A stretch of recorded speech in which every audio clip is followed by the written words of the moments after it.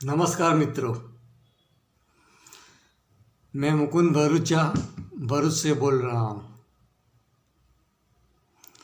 अभी आज का टॉपिक है कॉरपोरेट कल्चर, जो अभी एम्प्लॉयज़ के वर्किंग आवर्स के बारे में डिबेट चल रही है, तो उसके बारे में डिस्कस करेंगे।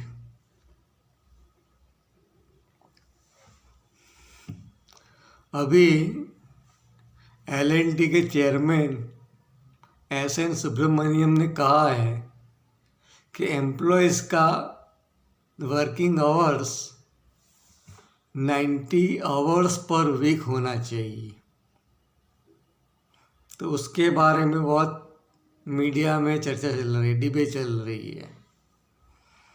उससे पहले थोड़े वक्त पहले अलीबाबा के जैक मा ने 996 का फॉर्मूला दिया था। 996 means 9 AM to 9 PM for 6 days a week, ऐसा फॉर्मूला दिया था। तो उनके हिसाब से वीक में 72 आवर्स होते हैं। और थोड़े टाइम पहले इन्फोसिस के नारायण मूर्ति ने कहा था कि employee should work 70 hours per week. 70 hours per week employees के बारे में बोला था कि वर्क करना चाहिए। तो इसके संदर्भ में मैं मुकुंद भरूचा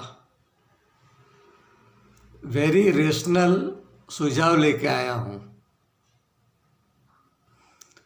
मैं आप सबको क्या कहना चाहता हूँ कि हमारा जीवन का ध्येय क्या है। सिंपली आनंद प्राप्ति। सब लोग जो भी कर्म करते हैं, जो भी भागदौड़ करते हैं, उनके पीछे उनका एक ही आशय होता है कि उनको आनंद प्राप्त हो, मीन्स सुख शांति मिले और आनंद प्राप्त हो। उसके लिए वो जीवन की भागदौड़ लगी हुई है। तो ये बात जहन में रखते हुए यही सच है, सब हम क्यों भागदौड़ करते हैं? आनंद सुख शांति के लिए, हंसी खुशी में जीवन गुजरे, कोई टेंशन ना हो। अभी क्या होता है कि ये 90 आवर्स की बात कर रहे हैं, ऐसे जैक मा 996 फॉर्मूला दे रहे हैं और 70 आवर्स की बात कर रहे हैं। मीन्स उसमें एम्प्लॉयज़ का कुछ जीवन रहता ही नहीं है। जस्ट सुबह शाम, बस सुबह रात को आओ, फिर सुबह जल्दी उठ के उधर कंपनी पे चले जाओ, बस उनका लाइफ वही रह जाता है। वो जीवन का आनंद नहीं उठा पाता और अपने फैमिली को भी टाइम नहीं दे पाता।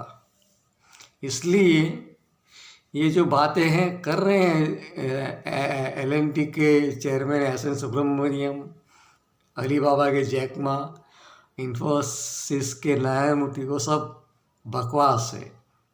वो एक्सप्लॉयटेशन की बात कर रहे हैं। और सुब्रमण्यम तो कह रहे हैं एल&टी के कि अपनी पत्नी का मुंह देख के क्या करोगे, इससे बेहतर काम करो। क्या बकवास बात कर रहा है। ये सब का निचोड़ मैंने निकाला है।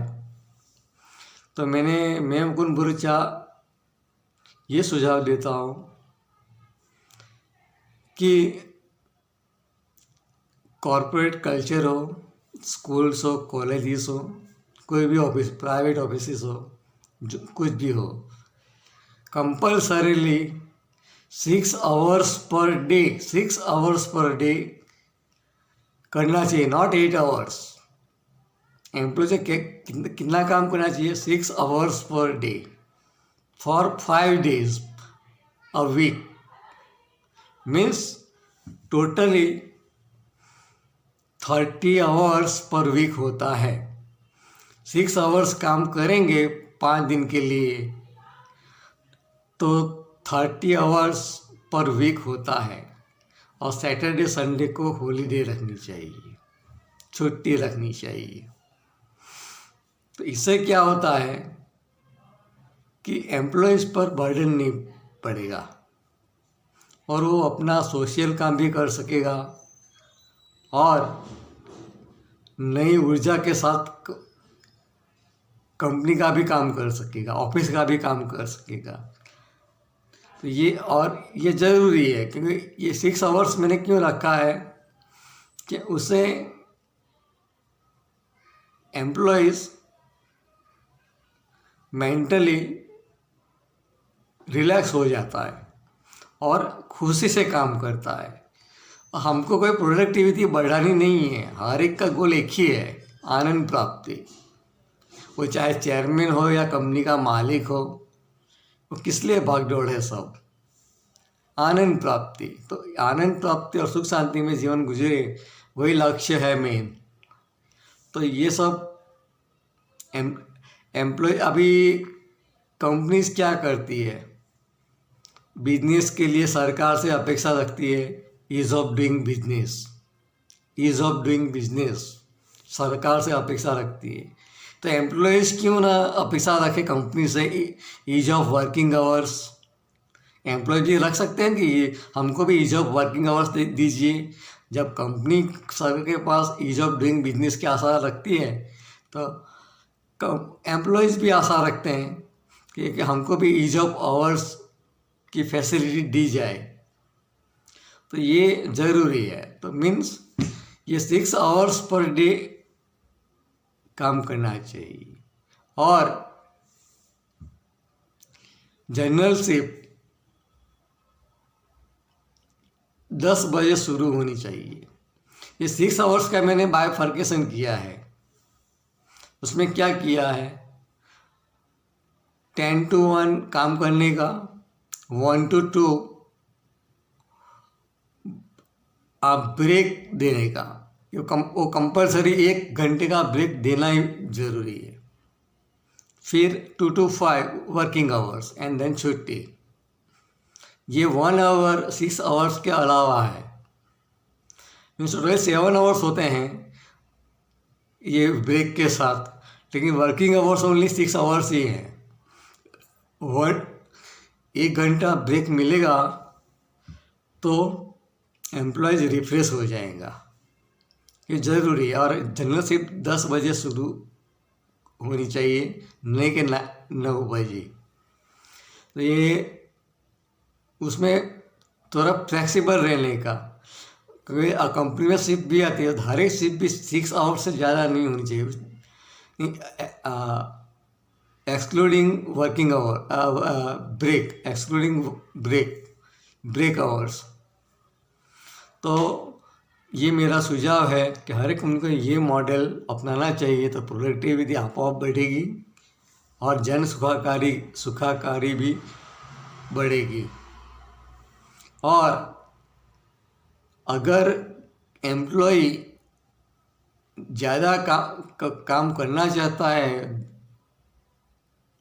एक्सेप्ट दिस वर्किंग आवर्स, तो उनको ओवर टाइम का वेजेस भी मिलना चाहिए। और कितना मिलना चाहिए, डबल वेजेस मिलना चाहिए। अगर ओवर टाइम करता है एम्प्लॉय, तो उनको डबल वेजेस देना चाहिए। तो ये ज़रूरी है।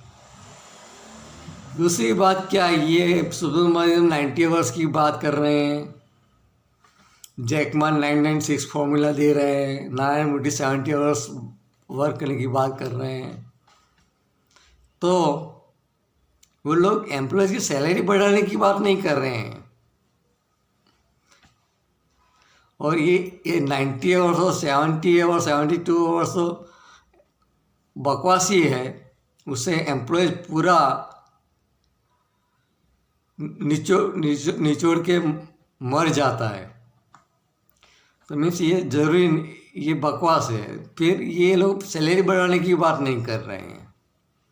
तो सैलरी बढ़ाने, कई कंपनियां हैं, TCS है, TCS, इन्फोसिस, कॉग्निजेंट वगैरह ऐसी कंपनी हैं, बहुत लिमिटेड कंपनी है।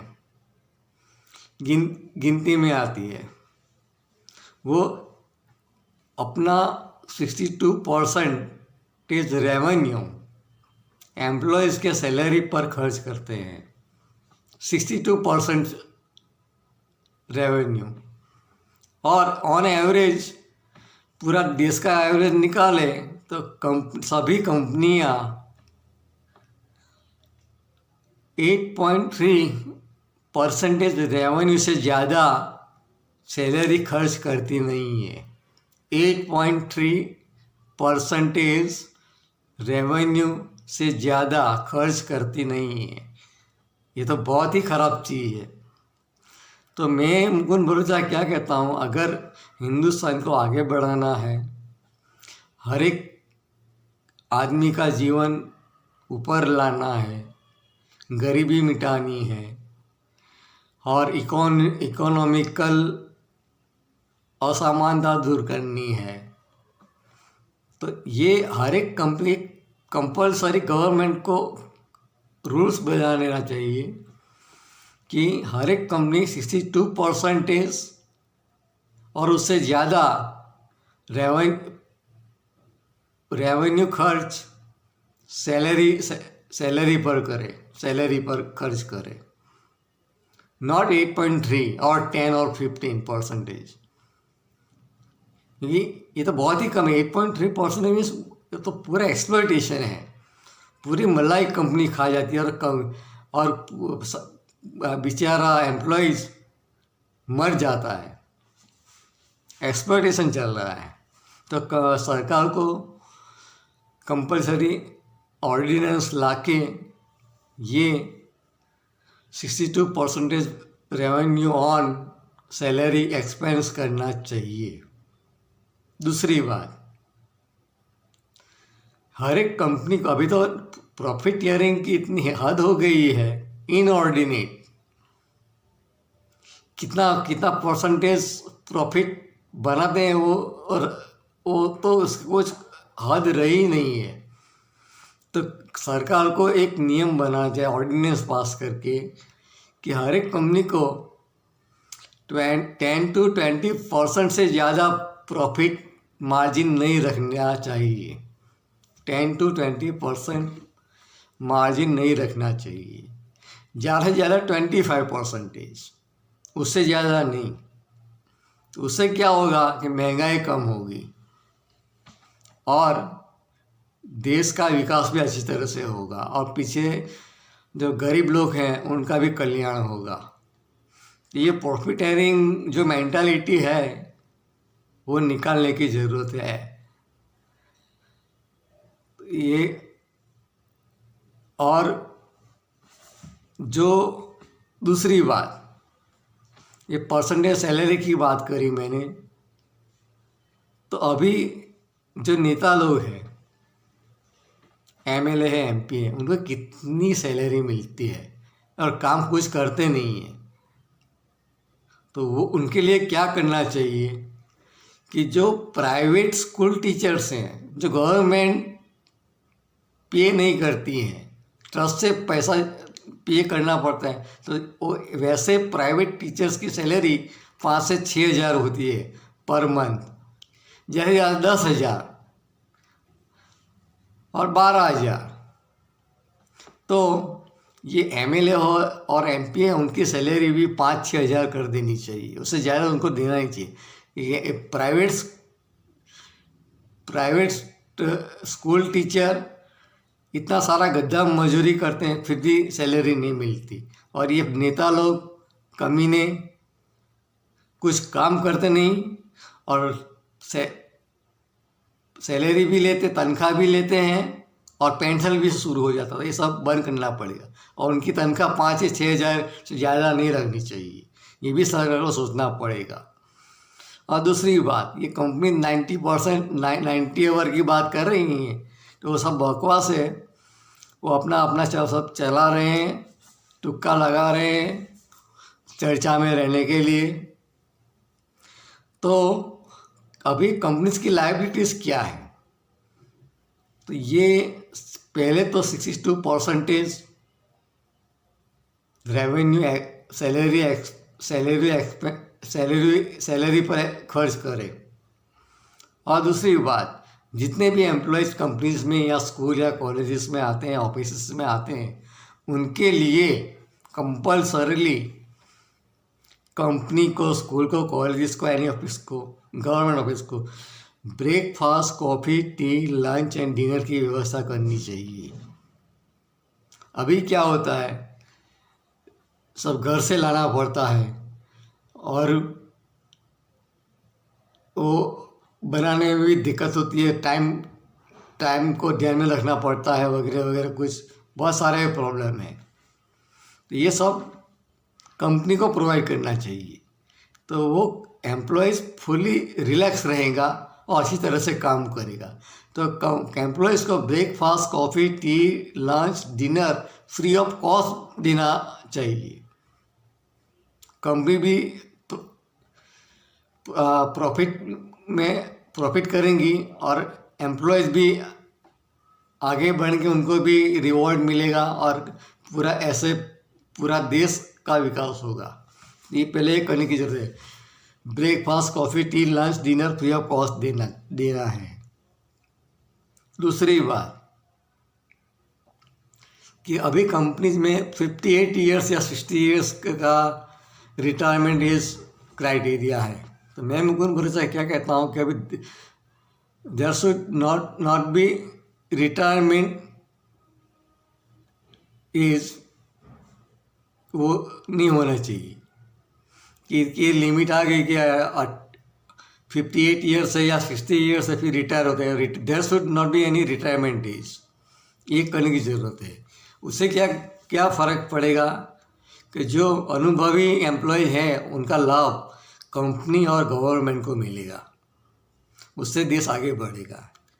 अब आप सोचते होंगे कि नए जनरेशन के जो लोग आ रहे हैं तो उनको तो जॉब ही नहीं मिलेगी। ऐसा तो होता ही नहीं है, हर एक को जॉब तो मिलती ही है।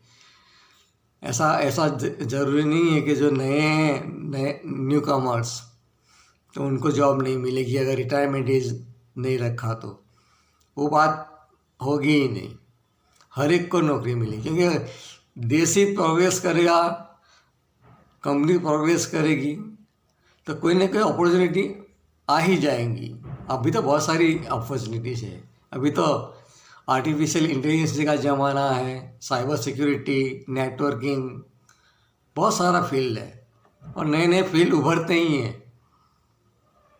दूसरी बात, ये ब्रेकफास्ट वाला बात कर दी मैंने, रिटायरमेंट एज की बात कर ली। अब जितनी भी कंपनीज हैं उनको अपने एम्प्लॉयज़ और जो डेस्टिट्यूट क्लास है उनके लिए स्कूल्स, कॉलेजेस और हॉस्पिटल्स बनवाना चाहिए, वो भी फ्री ऑफ कॉस्ट। ये भी ज़रूरी है, ये सब फैसिलिटी देनी पड़ेगी। उनके एम्प्लॉयज़ को भी फैसिलिटी मिलेगी और जो डेस्टिट्यूट क्लास के लोग हैं उनको भी ये सुविधा मिलेगी। तो इससे क्या होगा कि from all corner of life देश का विकास होगा, ये ज़रूरी है। तो ये स्कूल, कॉलेजेस, हॉस्पिटल्स बनवाने चाहिए और उससे क्या होगा कि गवर्नमेंट का बर्डन भी कम रहेगा और शिक्षा का फैलावा भी होगा और हर एक को शिक्षा मिल पाएगी। तो इसलिए ये स्कूल, कॉलेजेस और हॉस्पिटल में भी जितने भी पेशेंट होंगे, जो भी दर्दी है, उनका इलाज होगा। दूसरी बात, कंपनी को और क्या करना चाहिए, अगर अपना एम्प्लॉय है तो उसको कोई क्राइटेरिया रखने के, इतने साल काम करेगा, 10 साल या 12 साल जो भी काम करेगा, तो उनको हाउस प्रॉपर्टी बनवाने के लिए फाइनेंशियल हेल्प भी देनी चाहिए। हाउस प्रॉपर्टी खरीदने के लिए फाइनेंशियल हेल्प भी करनी चाहिए। और ये सब करने की ज़रूरत है कि नहीं कि ये सुब्रमण्यम, जैकमा और न्यायमूर्ति बकवास कर रहे हैं कि ये वर्किंग आवर्स बढ़ा दो, इतना कर दो। पहले ये सब करो जो मैंने अभी कहा है, जितना भी मैं बोला हूँ वो सब पहले करो। वो ज़रूरत है नहीं कि वर्किंग आवर्स बढ़ाने की। और दूसरी चीज़, कंपनी अगर देश को आगे बढ़ाना है और देश का सर्वांगीण विकास करना है तो कंपनीज को, स्कूल कॉलेजेस को गवर्नमेंट की जो भी टैक्सेस हैं, जो भी लायबिलिटीज़ हैं, वो सब सिंसियरली, ऑनेस्टली पे करनी चाहिए। जो भी टैक्सेस है, लायबिलिटीज़ है, सिंसियरली, ऑनेस्टली पे करना चाहिए, without manoeuvring with the balance sheet data. Balance sheet data के साथ मनूवर नहीं करना है, उसके साथ छेड़छाड़ी नहीं करनी है, तभी देश आगे बढ़ेगा। और हमारी अभी अभी हम 5th लार्जेस्ट इकोनॉमी हैं और 3rd इकोनॉमी की बात कर रहे हैं। तो अगर और भी आगे बढ़ना हो तो ये सब बदलाव ज़रूरी है। तो दोस्तों, आपको नहीं लगता कि जो मैंने ऊपर बात करी अभी पहले वो सब ज़रूरी है और देश का विकास के लिए और लोगों के लिए भी अच्छा है। अगर आप भी सहमत हो मेरी बात के साथ तो इस वीडियो को आगे बढ़ाना। और तब तक के लिए जय हिंद, जय वंदे भारत, जय वंदे मातरम, जय भीम, जय संविधान, जय श्री कृष्ण।